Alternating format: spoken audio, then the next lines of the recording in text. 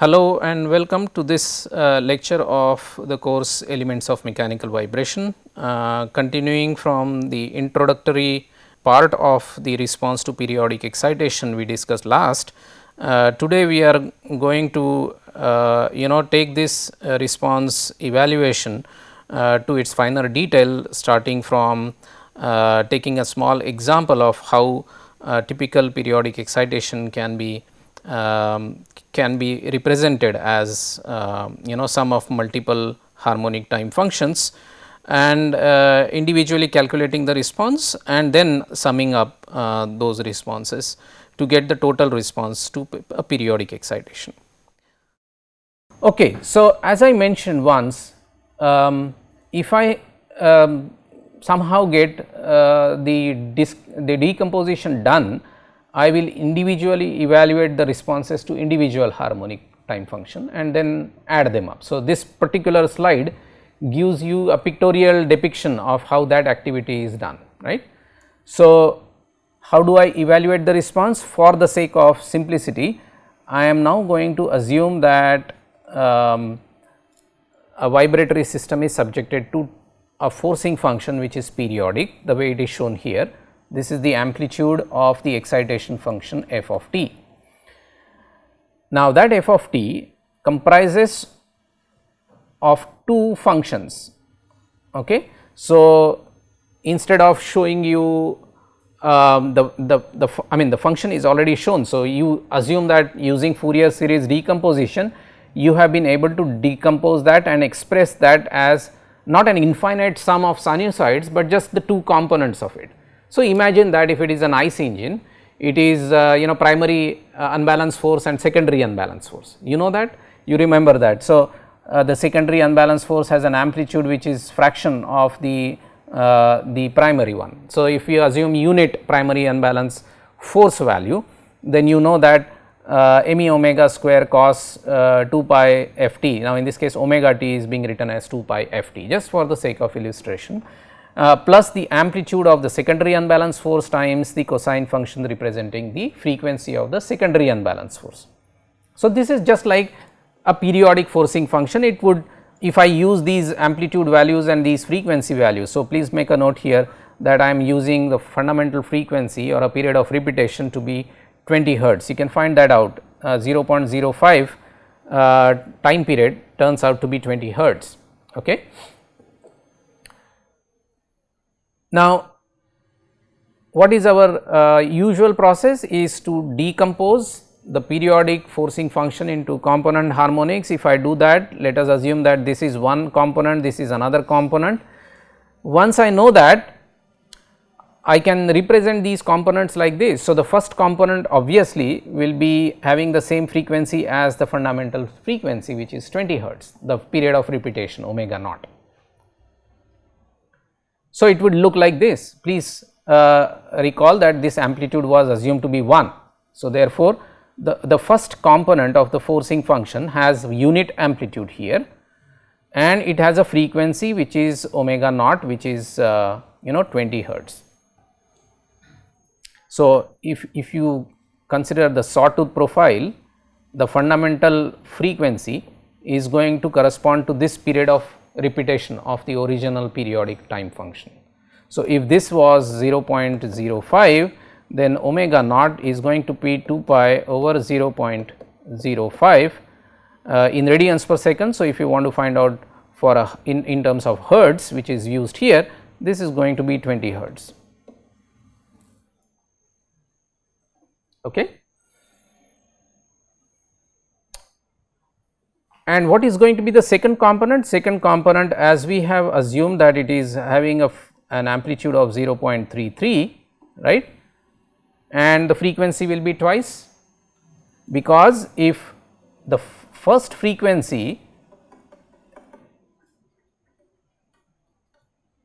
is omega naught, the second time function is going to have some other amplitude, but the frequency is going to be 2 omega naught. They are integer multiples. And so, if you have a frequency which is twice of the first frequency in the same time period that I am plotting this variation, you expect double the number of cycles getting completed in the same period of time. That is what is happening, just have a look at it, right. It finishes 2 cycles here, it finishes 4 cycles there, because the frequency here is twice of the fundamental, right. Am I clear?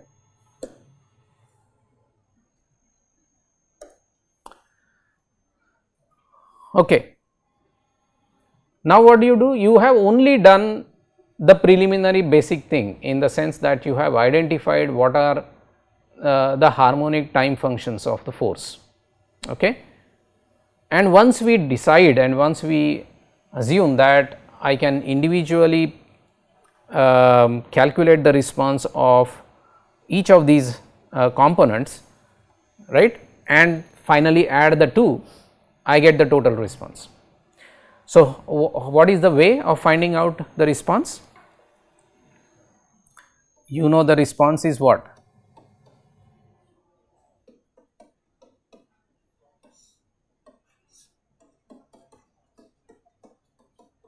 This is what we learned for a simple vibratory system with a harmonic excitation case. F naught is the amplitude of the harmonic excitation, right. So, which means that if I treat this except the F naught, this becomes my frequency response function. That is the function with to which I multiply with this force to get the amplitude. Okay. Now, obviously, x of instead of x of t, I can say that I want amplitude of the response, capital X, will be equal to this frequency response function multiplied by the amplitude of the force, isn't it? That is what I do. I multiply the system frequency response function and multiply. So, input is f, I multiply it with this system frequency response function to get the response amplitude, okay. And that with because it is going, I know that what is the this force is corresponding to omega 1 or f1 frequency, isn't it. So, once I know the frequency, I can generate x of t,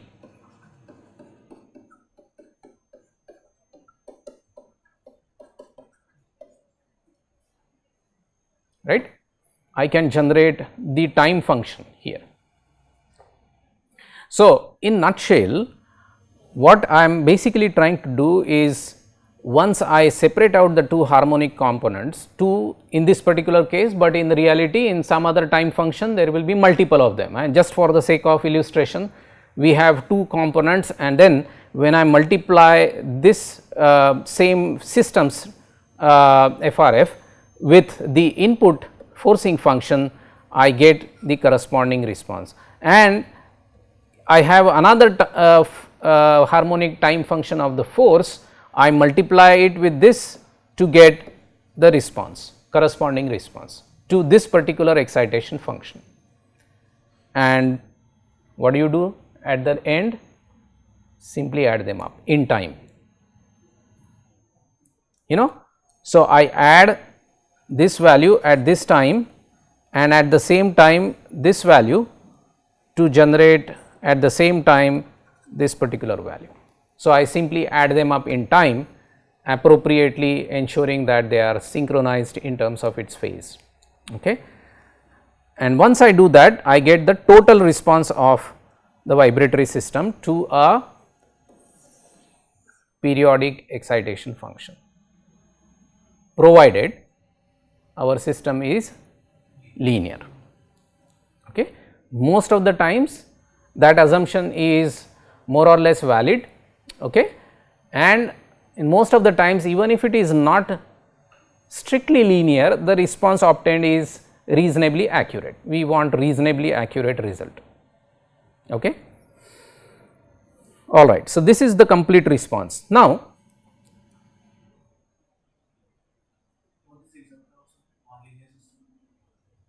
Wherever the amplitudes become larger because the forces are too large, okay, then our force and displacement or force and the corresponding deflection, that relationship is no more linear. The interesting example is of bearings, a ball bearing. Now, you apply the force, the stiffness is strictly not linear even with a lower value of load. Okay.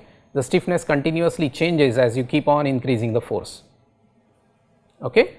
So, if the shaft deflection is not significant, which is what the case with all the stubbier and thicker shafts or shafts with larger diameter, then the bearings compliance or bearing stiffness plays a dominant role in that case. Then the system is really non-linear one. Okay. Then in that case the response that you will get by actual measurements will not be only a harmonic one, even if there was only unbalance as an excitation.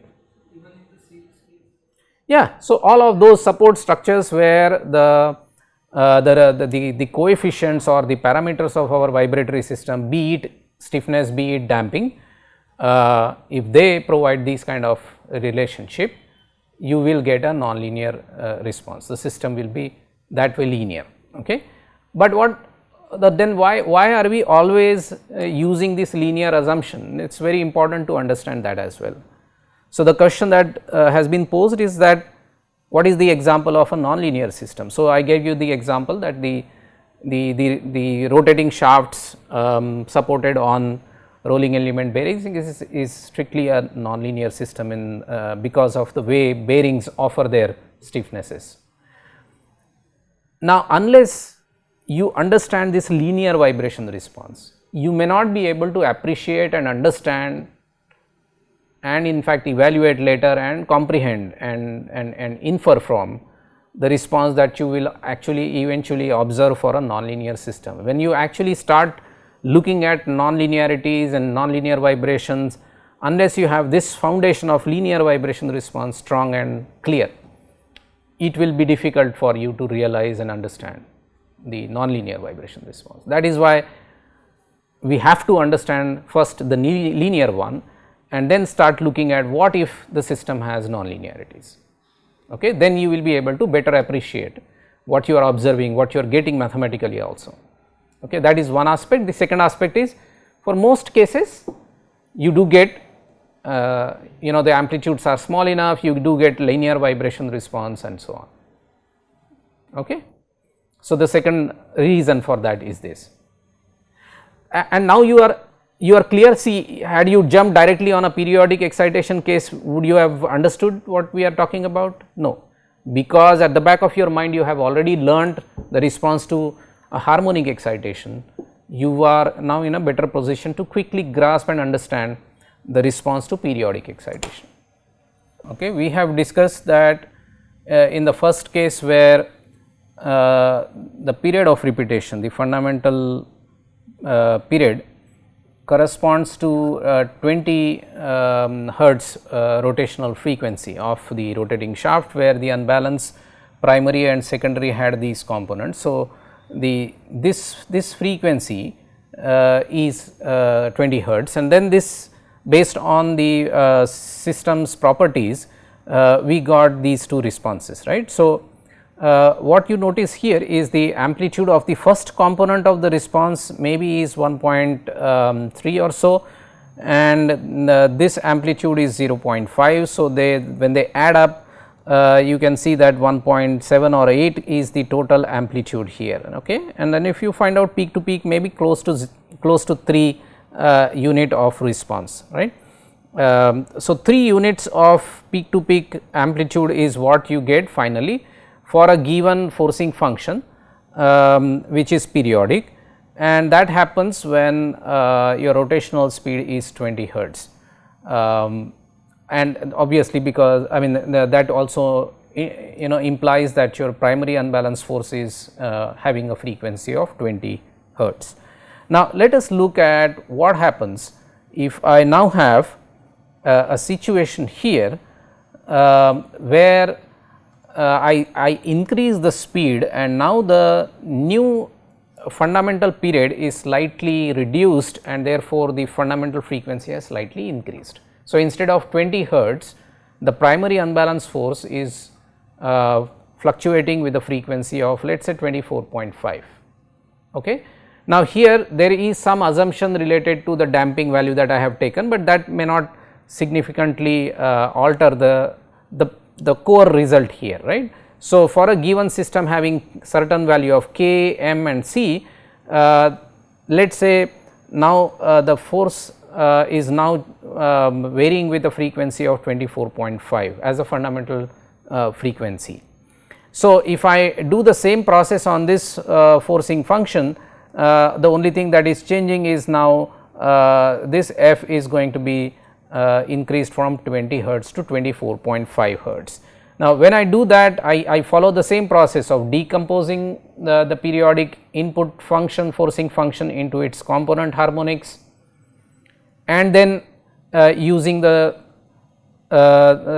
system transfer function or a frequency response function to evaluate the individual responses. Individual, I mean the response here is obtained by assuming only this harmonic time function, excitation time function, and this is what I get the response, and then I individually find out the response only due to this forcing function. Okay. So, these amplitudes are now quite different. So, this one instead of 0.3 or so whatever is now shooting up to let us say 1.3 or so. This was I guess was I think about 1 or so, and now it has shot up to maybe about 8 or so, right. And then when you want to find out the total vibration response, you simply add them algebraically, right, and when you add them up, you can see what is the complete response. The peak to peak value, if you see roughly, is going to be close to 17 or 17 and a half, right, peak to peak value, sorry 17 point let us say 5 peak to peak value. What was the value in the previous case when the speed was 20 hertz? Was I think about 1.3 or so, isn't it? It has shot up to this value. Now, we are going to understand a very important implication of analyzing the response to periodic forcing function. Now, why is this happening? In the first case where the operational speed was 20 hertz, the first harmonic of the constituent forcing function harmonic was having a frequency of 20 hertz. Its second harmonic, when I say second harmonic means is the second multiple, 2 times the fundamental frequency, was having an amplitude of so much and a frequency of so much, right. So, these are the 2 component harmonics of the original forcing function. It had a fundamental period which translates to a frequency of 20 hertz. Now, the system that I chose for this sample evaluation is having a natural frequency of 50 hertz. Clear? Now, what is our basic premise? That you should not operate at a speed which is close to the natural frequency, right. What was the speed of speed of rotation in the second case? Of course, in the first case it is 20 hertz, far away from your natural frequency 50 hertz. What is the rotational speed in this particular case? 24.5 hertz, far away from 50 hertz natural frequency, right. But we have a problem here that even if your rotational speed is 24.5 hertz, far away from natural frequency of 50 hertz, your second harmonic of the forcing function, one of the components of the forcing function, is close to the natural frequency omega n. Okay. So, even if omega naught or omega naught is far away from omega n, and we believe that there is no resonance, but the second harmonic of the forcing function is very close to the natural frequency, and that is actually causing a resonance, right. For a resonance to happen, it does not matter how much is the force amplitude, right. So, even if this particular component has lower amplitude, 1/3 of the main frequency or the first frequency, it still can generate resonance.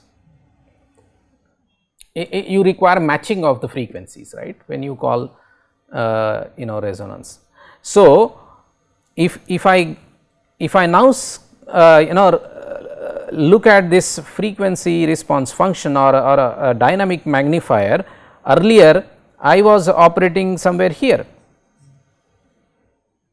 and now I am operating almost here, very close to the natural frequency. I am sorry. So, earlier I was operating maybe here and now I am operating here, but then the second harmonic was somewhere there, which is still far off from the natural frequency. But now when I operate with my operating speed to be away from the natural frequency, the second harmonic has now started becoming close to the natural frequency, and that has amplified the component of the response corresponding to 49 hertz, while the amplification of this particular frequency component 24.5, that amplification is still not much, okay, but this amplification has been quite substantial.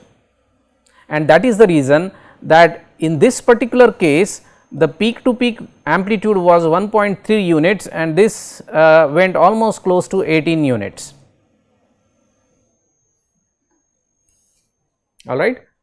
So, this brings us to a very important issue, is that when you want to analyze a given mechanical vibratory system for its vibration behavior and response, it is not only important for you to understand your parameters of the vibratory system like estimation of K, M and C, but it is also equally important to assess and understand what your forcing function is going to look like. And you need to know what is your exact forcing function and what are the components of it, and then make sure that you not only focus on your operating speed, but also look at all other frequency components. And the way you need to keep this one away from the natural frequency, you also need to keep this one and subsequent ones away from the natural frequency. Okay. A small but important passing remark here is that all of this is your system's property. So, the amplitude here x, even close to resonance, is going to get amplified because of this, okay, right, but the absolute amplitude value actually is going to be multiplied by the amplitude of the force. Okay. So, there would be amplification, there would be resonance, but the strength of that resonance is going to be smaller. Now, you may actually calculate this response by operating this not at 24.5, but at maybe 48 or 49. You will find that this 18 will shoot up to maybe 100 or so, right, because your fundamental forcing function, which is having a strong amplitude, is directly close to the natural frequency, right. So, then this 18 will get further amplified, right. So, yes, it is important that you should keep all these frequencies away from the natural frequency, but mind you that the strength of the resonance, because of the higher harmonics, if they are small compared to the fundamental, will not be very strong resonance that you will observe there. Okay. So, this aspect also must be understood, and we will revisit that part in the future discussion. Is this clear now? How do we find the response to periodic excitation? By first decomposing the periodic excitation function into its component harmonics using Fourier series, and then individually finding out the response of the system to individual forcing functions or the component harmonics, and then adding all the responses to generate the total vibration response. And the way this has shown that the final output vibration response is still going to have the fundamental period the same as the fundamental period of the forcing function, that is not going to change of course. Okay. But the shape of this response is not going to be harmonic, the way it is shown here, it is a periodic one, this is also a periodic one. The shape of it might change. For example, when you are operating at some other speed, as you see here, the shape has significantly changed. Why? Because the amplitude to this forcing function and the amplitude to this forcing function will be varying in their amplitudes, and with that kind of a variation in the amplitude, the shape of this and the shape of the previous case could be slightly different, although the period will be the same. Okay, now let us take a small example which will illustrate the Fourier coefficients and how they are to be calculated, and how a periodic excitation in the form that is shown here in this example is addressed, right. So, the question here is that, as we discussed, there would be a turbine wheel with blades on it on the circumference, and they are rotating, and then as it comes to face a nozzle through which the fluid is moving in, each blade as a vibratory system is going to get subjected to a series of such step kind of forces. Now, the actual profile might slightly differ, but then this is for only illustration purpose that we are trying to figure it out as to if the forces look really as you see here in the form of short impulses, then how do I find the response, okay, or how do I basically characterize the excitation, right. Now, you would wonder that we have seen the response to a vibratory system to an excitation which was quite similar in when we dealt with transient or an arbitrary excitation, did not we. Then the question here would be that why can't I use a convolution integral or a Duhamel's integral for finding out the response. That also is theoretically a correct way of doing it, but then in case of an arbitrary or transient excitation, the excitation ends shortly, it is not sustained one, but here you are going to have a continuous excitation through these series of impulses, and then it makes sense to use a method which is designed to designed to address the consistent or a sustained excitation function rather than an excitation which exists only for a shorter period of time, right. So, whenever there are transient excitation which is there for a short period of time and then there is no excitation, for such kind of a situation, yes, Duhamel's integral or convolution integral approach works well. It is not that mathematically you can still use it here, but then it will be cumbersome to use, and therefore, the more appropriate way is to decompose this periodic excitation into series of harmonic time functions and then use them in the solution process. So, that is what we are going to look at, and then so it says that you may have these kind of blades which will get subjected to this kind of an excitation, and then there are of course, as you see there are 3 nozzles, nozzle 1, nozzle 2 and nozzle 3, through which these excitation will be acting, and if and it is clear that the nozzles are symmetrically placed, and then all the details of where exactly the nozzle opening starts, at what time, for which duration, everything is given, and then what is obviously clear that this is one revolution of time. Okay. So, this is time period associated with one rotation of the shaft. Okay. So, obviously, in one rotation there will be 3 successive excitations as you see here. Now, there are two conditions for which we have to analyze the excitation function, and that is when the nozzles are symmetrically placed as you see here, and then the third case, it is not a hypothetical case that the third nozzle is removed and the stationary guide vane has now only two nozzles. So, supposing this nozzle is removed. Now, you would wonder how do I remove this kind of a nozzle in practical situation, but it does happen many times that when the load drops and then you want to regulate the fluid flowing in, many times like in steam turbines they close part of the steam entry and then therefore, there is a partial admission of the fluid, right.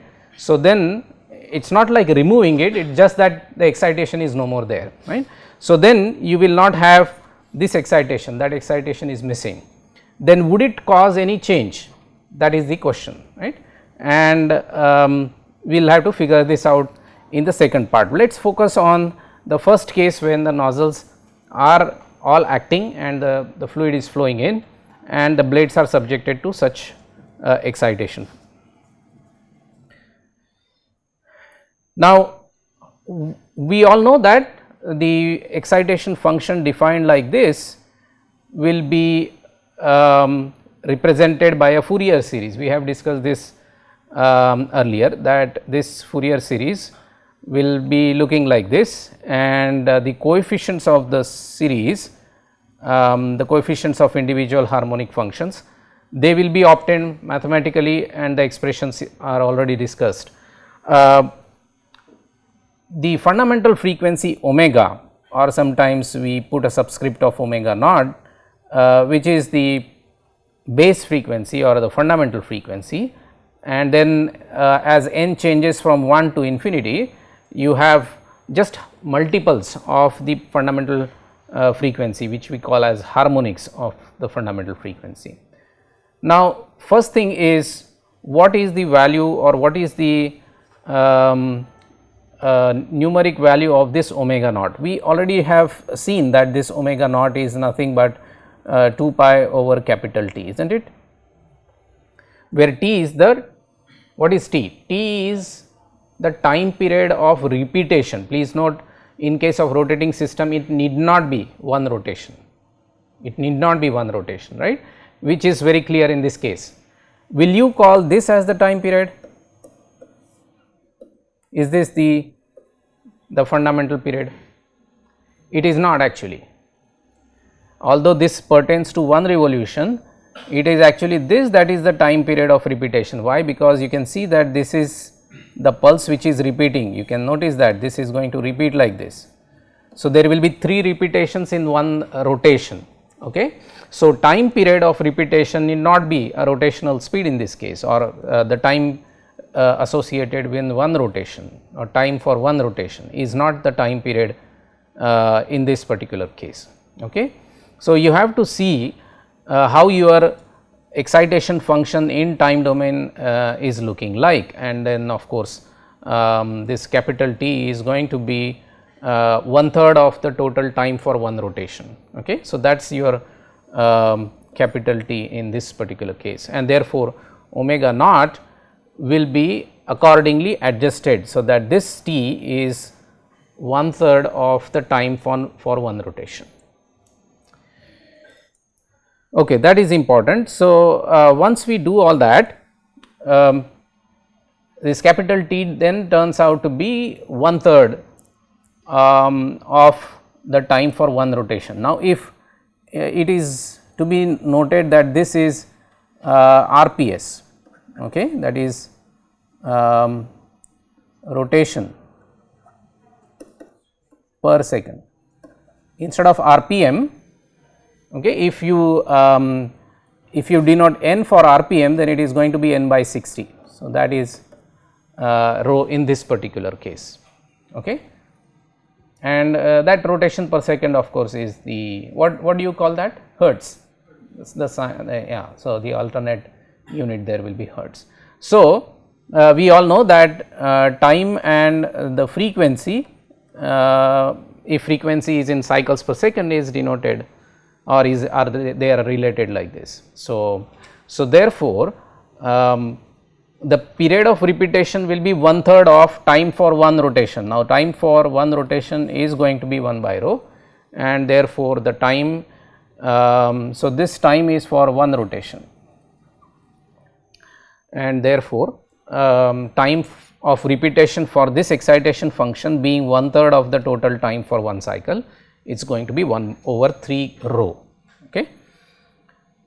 Okay. Now, in the example it is given, if it is not very explicit, let me say that this time period will be based on the angular position of the nozzle. Okay.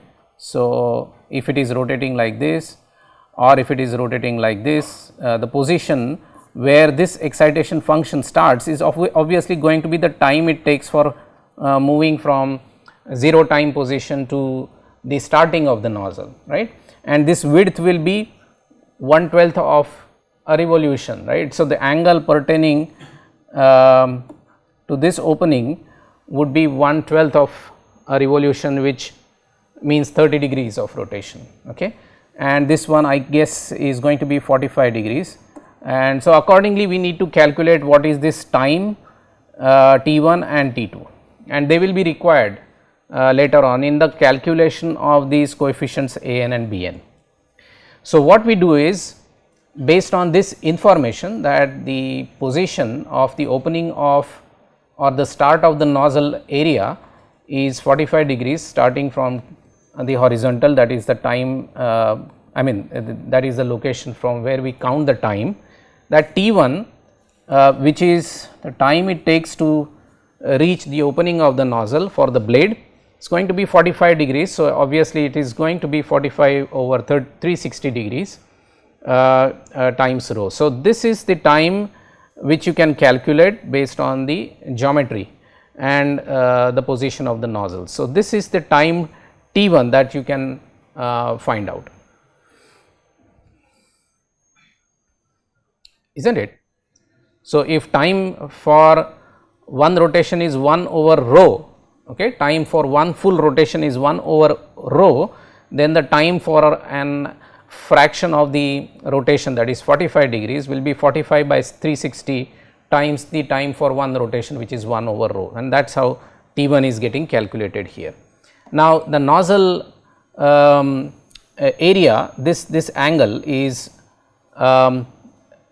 corresponding to 1/12 of the revolution. So, that is going to be 30 degrees. So, T2 is going to be 30 plus 45, so 75 degrees. So, T2 starting from t is equal to 0 will be obviously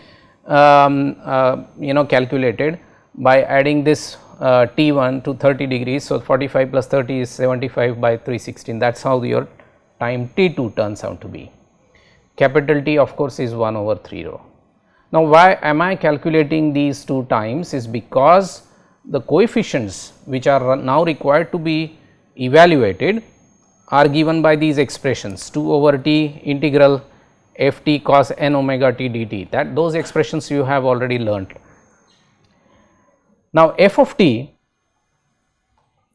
is how much?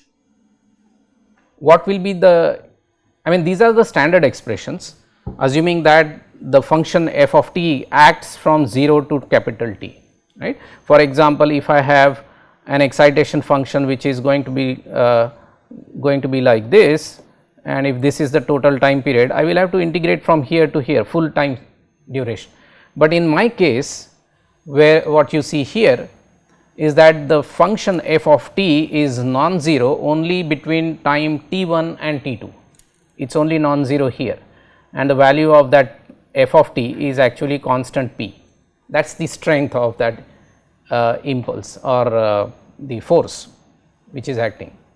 So, that basically would mean that I will have to rewrite this as 2 over, now that capital T is going to be 1 over 3 rho, and the integration will begin from T1 to T2, and then f of t will be simply p because that is the constant value, and then cos n omega t, where I will replace omega using this expression, because in my case omega is going to be 2 pi over 1 over 3 rho.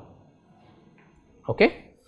So all of these substitutions I will make, and that will give me this expression. You can work this out yourself, and of course, I have not replaced now. I mean, I will have to replace T1 and T2, which I have already got from this expression, which turns out to be 1 over 8 rho and 5 by 24 rho, right, where rho is, please keep that in mind, this is cycles per second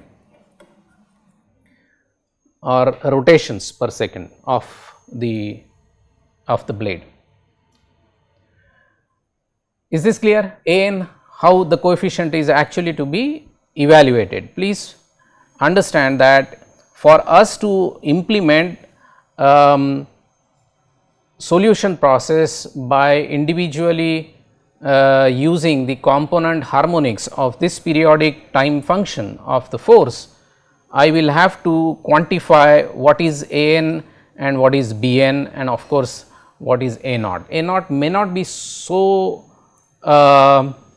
important from the vibration viewpoint, because that is going to be a static constant DC or a constant force which will act. It is not going to fluctuate, it is not going to, it is just for a simple single degree of freedom system, it is just like a weight acting to generate a static shift. Okay. So, for us most important component obviously are An and Bn. Okay. So, out of which An is now formulated, at least in terms of the integral. If you evaluate this integral, which is very straightforward in this case, only one time function is involved, you can show that it turns out to be this. Try it out yourself, simple integration will give you this expression. Okay. If you want to find out Bn, it is quite again similar to An, and you can substitute all of these values to finally observe that the expression Bn that you have here generates Bn equal to 0. That means, irrespective of all your n values, the coefficient Bn is 0. Okay. Now, once these coefficients are obtained, I can substitute them back into this equation. Now, cos n pi will flip from -1 to 1 depending upon the value of n. So, that is how it is mathematically written as -1 to the power n to take care of the cos function, and rest of the expression look like this. Please make a note here that you can also write this f of t as a n cos n omega naught or omega t minus phi n. You remember this? A n would be square root of a n square plus b n square. This is discussed in a few slides back, and then there will be phase tan inverse of b n over a n, right. So, because in this particular case b n is 0, you have a n same as capital A n as small a n, and that is how it appears here in this part of the equation, but you notice that it is to be multiplied with this cosine function. So, that cosine function is appearing here, phi n here is 0 also. Okay.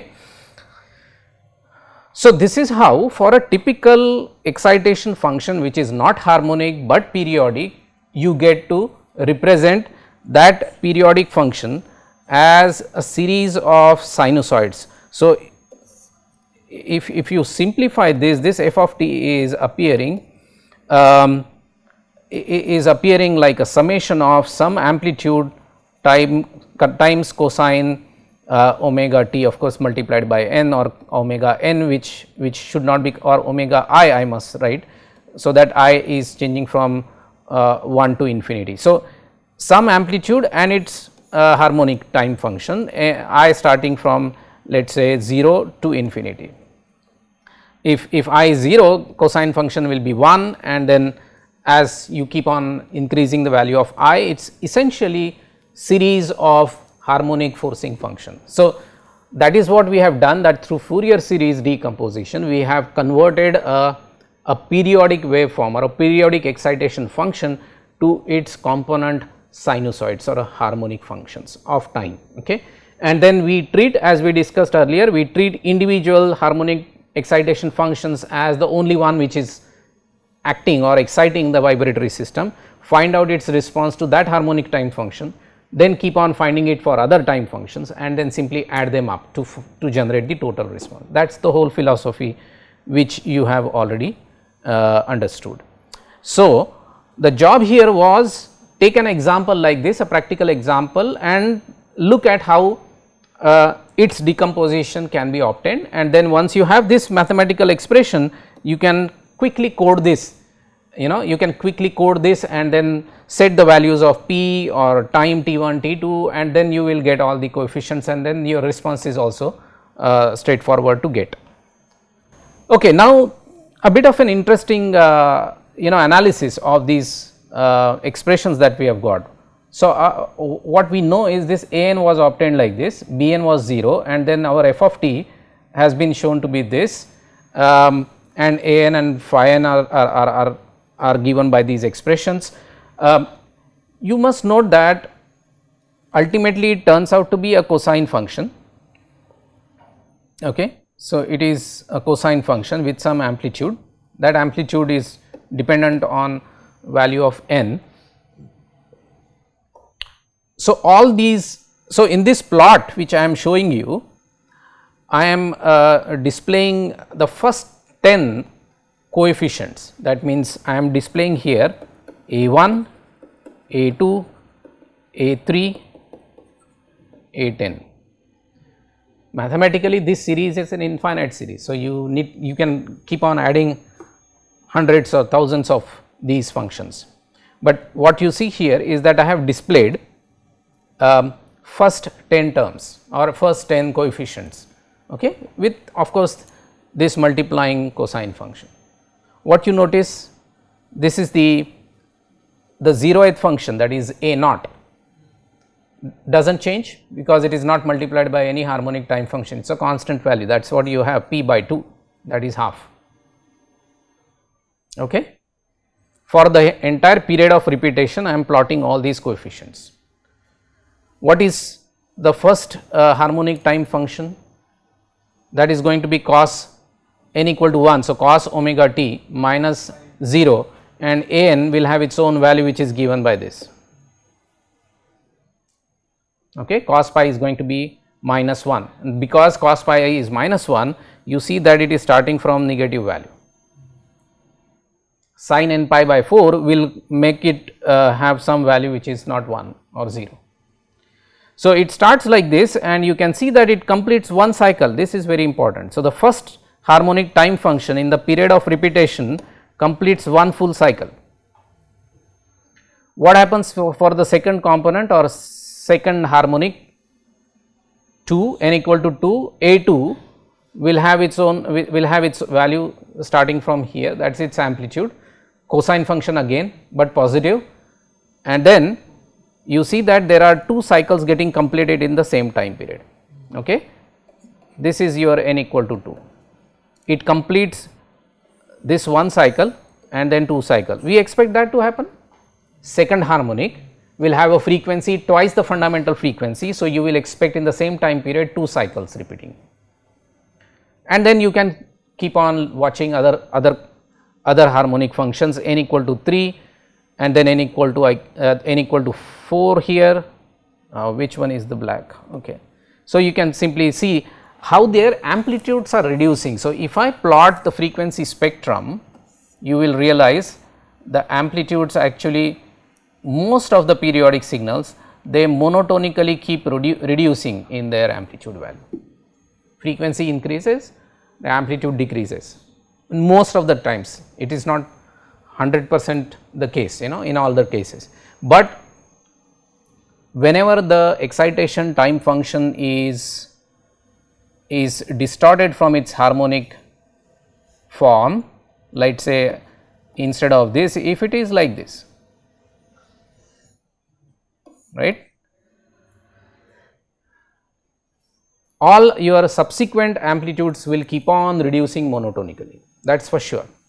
It is only in some cases where there are abrupt variations in the amplitude, there will be some interesting things, or they will be I mean this is not exactly guaranteed, in some case. So, it so happens that the amplitude first will reduce and then there will be some increase, and then, but then these amplitudes are still going to be smaller than the fundamental, that is for sure.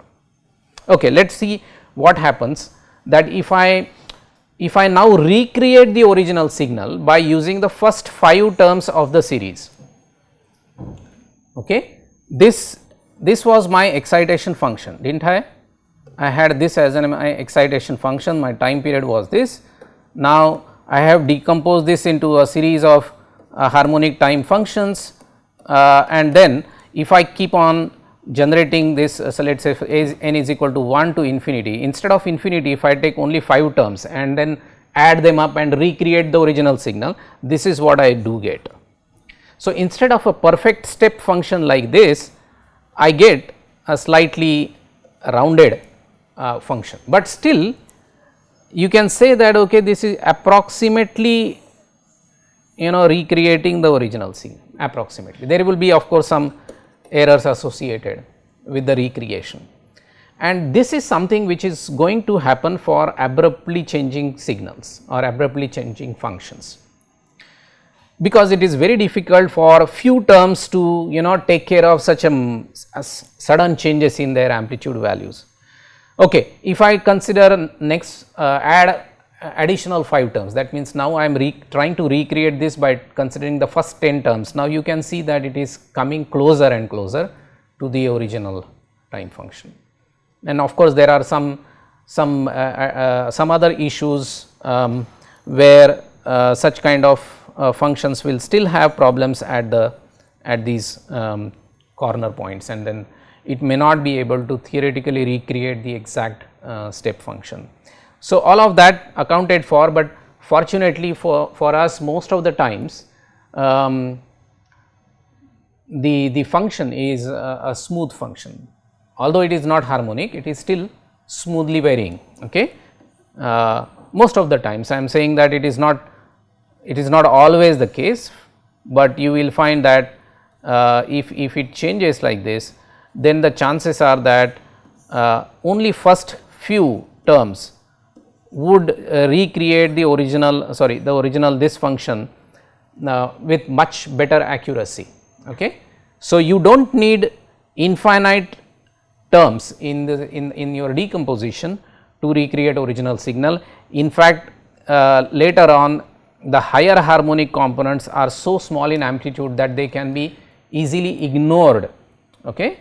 So, therefore, coming back to the question of how you can evaluate the response given the fact that the Fourier series tells you that it is the decomposition into infinite terms, right. So, mathematically n goes from let us say 0 to infinity or 1 to infinity, but it is only mathematically it is going to that infinity value, but in practical purposes it suffices to focus or check only first maybe 3 to 5 to 7 or 8 maximums 5 to 6 terms, and with those terms included your response estimation becomes practically viable or easier to get, because otherwise you will keep on making so many computation for a given response. That is not required, because you can simply ignore higher harmonics, their amplitudes are generally going to be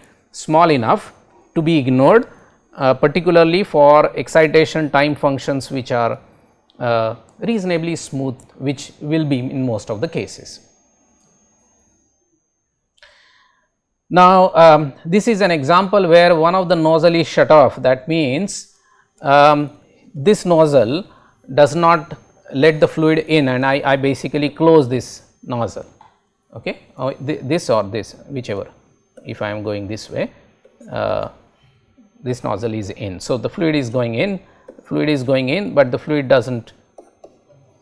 is not getting admitted.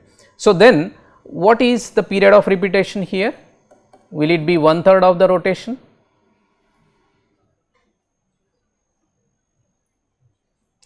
So, now you can see that if you continue this, these two nozzles and this nozzle missing and so on. So, what is the period of repetition? Period of repetition will be 1 full revolution. This pattern repeats itself. So, your time period is not 1/3 of the rotation time, but it is going to be equal to 1 rotation, time for 1 rotation. So, now your time period of repetition will have to be recalibrated, and that value is 1 over rho time 1 over rho s seconds.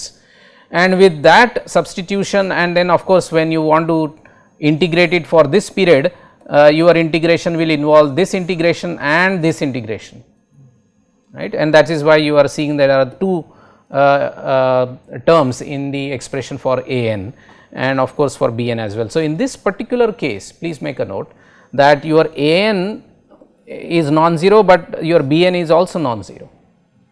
Okay. This all these expressions are quite same as similar in the previous case. So, I leave it to you to evaluate it and get this expression, but the point is in this case the coefficients A n and B n are non-zero, and that has an interesting influence in the sense that your terms are really not going to begin from or they are not going to follow cosine or nor sine function, right, because they will have some non-zero phase.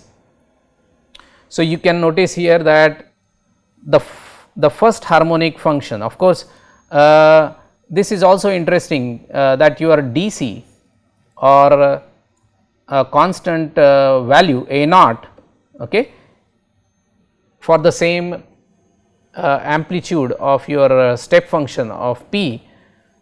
In the previous case it was p by 2, now it has dropped to 0.33, this p by 3 I guess, right. So, this is expected because in earlier case it was this signal, but now you have these two signals to cater to, and then the third one missing, which means that the effect of the missing input step function there would bring down the DC or the constant part of the harmonic decomposition to a lower value. So, that is why you see a drop in the static part of the series, and then look at the first time function here, okay, that is for n equal to 1. Can you notice here that it is starting here and it is not starting with an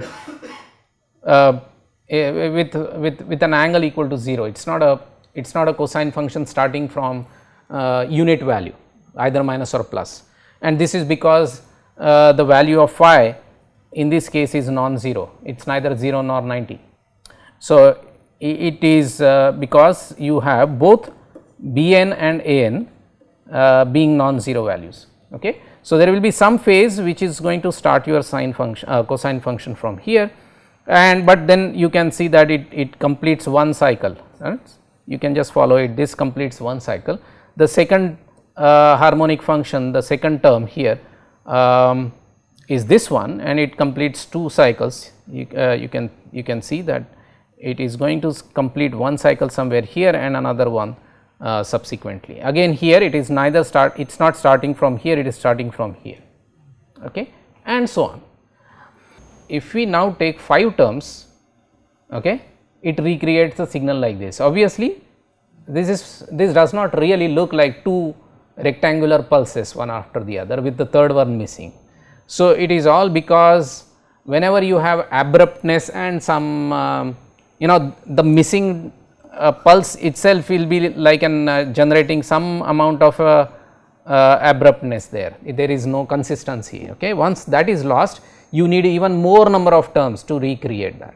Okay. But because ultimately you are just adding more of such terms, and their summation should reach out to the original signal. So, therefore, you see that in the earlier cases at least you came reasonably close to your single impulse, but in this particular case the signal is not really up to the mark. Now, if I add another 5 terms and make it 10, now it starts coming to 2 pulses, rectangular pulses one after the other.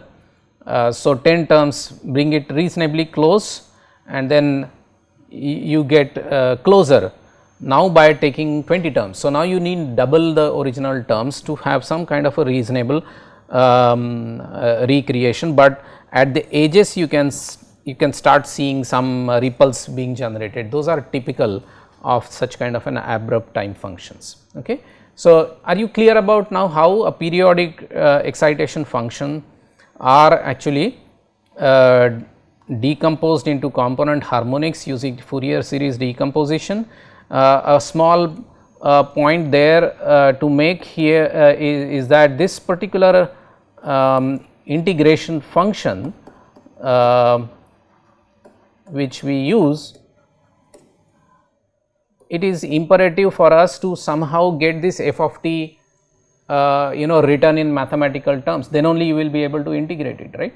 But suppose, as we are going to see in the next example, that if the function is something which cannot be captured mathematically, how do you capture this entire thing in mathematical expression, neither sine nor cosine nor log or exponential and something like that. If you have a blast excitation function maybe like this, you may be able to capture that mathematically, the way we have seen in the Duhamel's integral case as well. So, maybe some exponential term and some this linear term, but if the function is like this, then we are usually left with no other option but to do this integration numerically. Okay. So, you discretize this, and then after discretization you can get this f of t written in terms of some discrete values or a series of discrete values, and instead of integration then you can sum them up and so on, right. So, this is numerical way, alternative numerical alternative to calculating this mathematically. Okay. That is just a small input that is required here. So, this is the summary of this lecture. We discussed today how exactly the response to any periodic excitation forcing function is obtained. In that context, we discussed couple of examples. What we also saw that typically, as long as the periodic excitation is not abruptly changing, only a few first harmonic terms in the Fourier series is good enough to get a reasonably accurate response. So, this is the recall question for today's lecture. So, what you have been given is a simple vibratory system, single degree of freedom system with a forcing function, as you can notice is not a simple harmonic excitation function, but a function comprising 2 different frequencies making up a total periodic excitation force. The stiffness and natural frequencies are given. You are supposed to get an expression or simply write the expression for steady state vibration response as a function of time, of course, ignoring damping. So, it is an undamped case. So, how would you write it? You can see that the forcing function had 2 components. The first component has an amplitude equal to 3 Newton and the frequency of 20. So, this represents the response to the first harmonic term, and this represents the response to the second harmonic term, and that simply added up assuming linear vibratory system is the total response as a function of time. As a general case, particularly when you have damping in the system, it is essential to consider the phase angle, which is ignored here because it is an undamped case, and that actually gets automatically taken care of anyways in the denominator, because the denominator in this case is going to be negative. But as a general expression, you will have to write the response cos omega t or omega 1 omega 2 t minus phi. The only difference now here would be, as a general expression, it has to be f by k upon square root of 1 minus r square whole square plus 2 zeta r whole square into cos omega, let us say I t minus phi I, right. Now, here also this r is actually based on which particular harmonic you are considering, and therefore, the value of r here, that is omega over omega n, is actually 20 over 10, whereas in this case the second term you can see that this value of r is 40 over 10. So, omega here is 40 radians per second, whereas here it is 20 radians per second. Just have a look at how your excitation function is, and therefore, for each of the harmonic excitation time function, you have to appropriately take the value of r. That is the most important part in this particular example that you should understand. Okay. Each phase angle again will have to be calculated based on the value of r for this time function that you are accounting for. Okay. So, that is how it will have to be calculated.